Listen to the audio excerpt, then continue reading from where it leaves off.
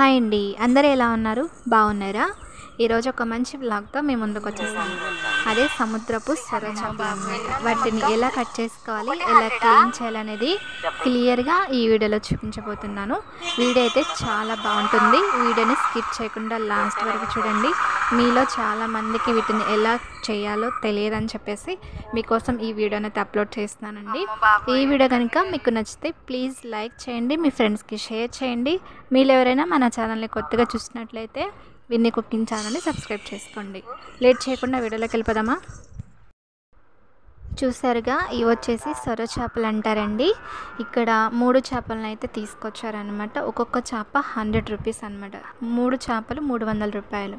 అంటే ఇది సమ్మర్ కదా, సమ్మర్లో చాలా అరుదుగా మనకి పడతాయంట. వింటర్ సీజన్లో అలాగే రైనీ సీజన్లో బాగా దొరుకుతాయంట. ఈ సమ్మర్ సీజన్లో చాలా తక్కువ పడతాయంట. సో అందుకని కాస్ట్ ఎక్కువ ఉందన్నమాట. చూడండి, ఇలా నునుపుగా ఉంటాయి అన్నమాట సొర చేపలు అంటే. ఫస్ట్ ఈ చేపనైతే తలకైతే ఏమీ కట్ చేయకూడదు. ఈ చేపకి అటు ఇటు రెక్కలు తోక ఉంటాయి కదా, అవి మాత్రమే కట్ చేసుకోవాలి. కట్ చేసుకున్నాక ఇలా ఈ సైజులో పీసెస్గా కట్ చేసుకోవాలి. మనకి ఈ చేపని కట్ చేసేటప్పుడు చాలా కష్టంగా కట్ అవుతుంది అనమాట. ఎందుకంటే పైన స్కిన్ అనేది చాలా మందంగా ఉంటుంది, దానివల్ల అనమాట తెగదు. మళ్ళీ ఇవి చూడండి, కట్ చేస్తున్నా కానీ తెగడానికి చాలా కష్టంగా ఉంది.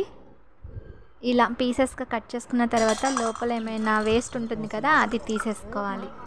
తీసేసుకున్నాక ఇలా తల దగ్గర వచ్చేసి కొంచెం డప్పలాగా ఉంటుందండి, దాన్ని ఇలా కట్ చేసుకోవాలన్నమాట.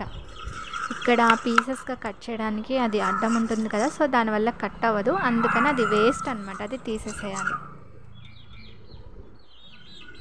ఈ చేపలో ముళ్ళు అయితే చాలా టేస్టీగా ఉంటాయి. ప్రతి ముళ్ళు కూడా పనికొచ్చేది అనమాట. చక్కగా కరకరలాడుతూ చాలా రుచిగా ఉంటాయి. ఒక పక్క మేము చేపలను చేస్తుంటే మా కోడి పిల్లలు అయితే మమ్మల్ని చాలా బాగా విసిగించేసాయండి. మమ్మల్ని అయితే అసలు చేపల్ని చెయ్యనివ్వలేదు. మా చుట్టే ఉన్నవి, అవి తోలుతున్నా కానీ వెళ్ళట్లేదు.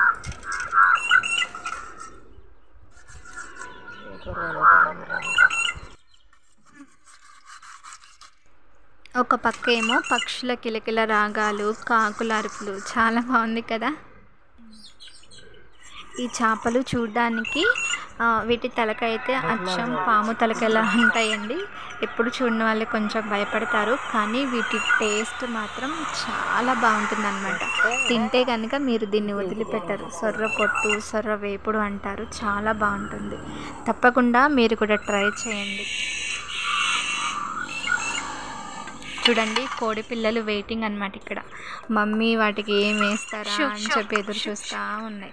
ఇక్కడ నేను కర్ర పెట్టి తోలుతున్నా కానీ అవి మాత్రం వెళ్ళడే లేదు. ఎప్పుడు వచ్చిందమ్మా అని వెయిటింగ్లో ఉన్నాయి. చూసారు కదా ఎలా క్లీన్ చేస్తున్నారో. ఈ విధంగా కట్ చేసుకోవాలి, ఈ విధంగా క్లీన్ చేసుకోవాలన్నమాట. ఇక్కడ 2 చేపలను అయితే కట్ చేయడం అయిపోయింది, ఇంకా 3వ చేపను కూడా చేస్తున్నారనమాట. చూడండి, ఇలా తోకలను అయితే కట్ చేసుకోవాలి.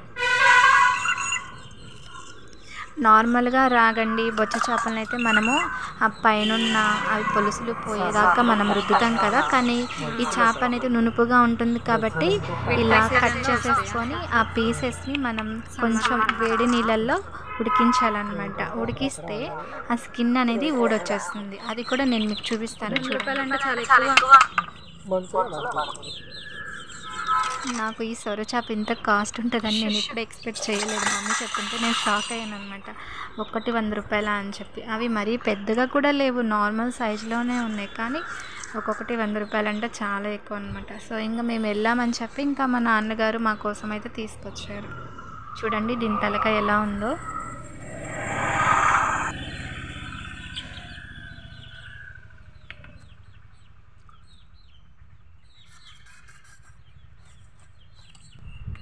ఇట్లా చేపల్ని చేసుకోవడం పల్లెటూరులో ఉన్న వాళ్ళకే కుదురుతుంది కదా, ఎందుకంటే కత్తిపీట అది దొరుకుతుంది కాబట్టి చక్కగా పల్లెటూరులో ఉన్న వాళ్ళకి ఇలా చేపలను చేసుకోవడానికి పాసిబుల్ అవుతుంది అనమాట. సిటీస్లో ఉన్న వాళ్ళకంటే కత్తిపీటలు తక్కువగా ఉంటాయి కాబట్టి ఎక్కువ బయటే చేపించేసుకుంటారు చేపల్ని. ఇంక ఇక్కడ చేపలను అయితే క్లీన్ చేయడం అయిపోయింది, వేస్ట్ అంతా ఎత్తేస్తున్నారనమాట. ఫస్ట్ ఈ పీసెస్ని అయితే 3-4 టైమ్స్ శుభ్రంగా వాటర్లో క్లీన్ చేసుకోవాలి. చక్కగా ముక్కలు అనేవి తెల్లగా వస్తాయి.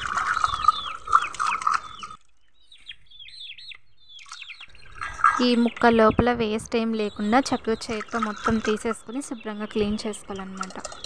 ఇలా ఒక్కొక్క ముక్క క్లీన్ చేసుకుంటూ ఒక గిన్నెలోకి వేసుకోవాలి. ఇలా ఒక 3-4 టైమ్స్ అయితే శుభ్రంగా క్లీన్ చేసుకోవాలి.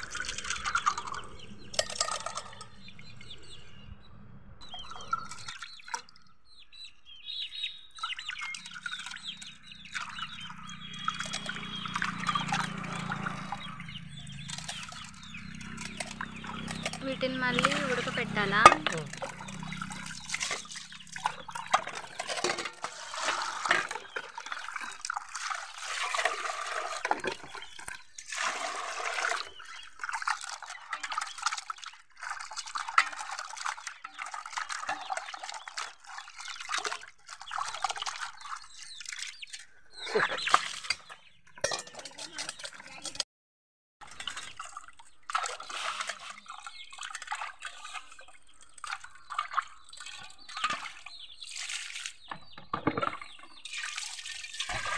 ఇక్కడ ఫైనల్గా కడగడం అయితే అయిపోయిందండి.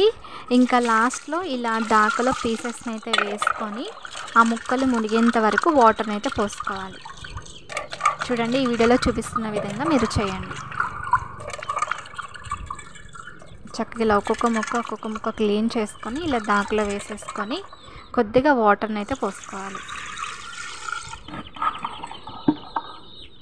ఇలా వాటర్ని పోసుకున్నాక ఈ దాకని తీసుకెళ్ళి స్టవ్ మీద పెట్టి గ్యాస్ని సిమ్లో కానీ మీడియంలో కానీ పెట్టేసి ఈ వాటర్ అనేవి పొంగు వచ్చేంత వరకు అయితే వీటిని ఉడికించాలి.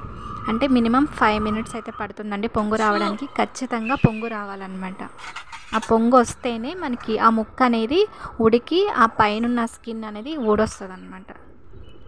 చూడండి, ఇలా పొంగు రావాలన్నమాట. ఇలా వచ్చిన తర్వాత ఒకసారి ఒక ముక్కనైతే తీసుకొని చూద్దాము, పైన స్కిన్ అనేది వస్తుందో లేదో చూద్దాము. చూసారు కదా, చక్కగా స్కిన్ అనేది ఇలా ఊడొచ్చేస్తుంది అనమాట.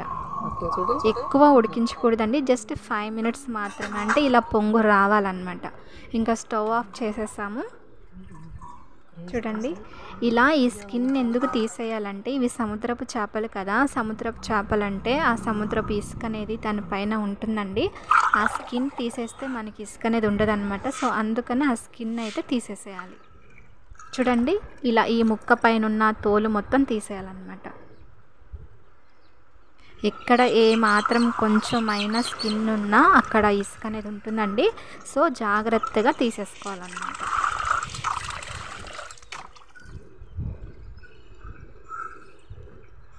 చూడండి, ఇక్కడ మమ్మీ ఎలాగైతే క్లీన్ చేస్తున్నారో చూడండి. మనకి చక్కగా ఉడికితే అలా ఈజీగా వచ్చేస్తుంది అనమాట. ఇది చూస్తుంటే నాకు ఏం గుర్తొస్తుందంటే, మనం బోటీని ఇలాగే చేస్తాం కదా, ఉడకపెట్టి తోలు తీస్తాం కదా, నాకు అదే గుర్తొస్తుంది అనమాట. చూడండి, ఈ విధంగా చక్కగా తీసేసుకోవాలన్నమాట. వలవడం అయితే చాలా ఈజీ అనమాట, చాలా త్వరగా అయిపోతుంది. ఇలా ముక్కలన్నిటినీ క్లీన్ చేసేసుకోవాలి. కానీ ఈ చేపల్లో వేస్ట్ అనేది ఎక్కువ పోదండి. ఇలా లోపల ఏమైనా ఉంటే అది కూడా తీసేసుకోవాలన్నమాట.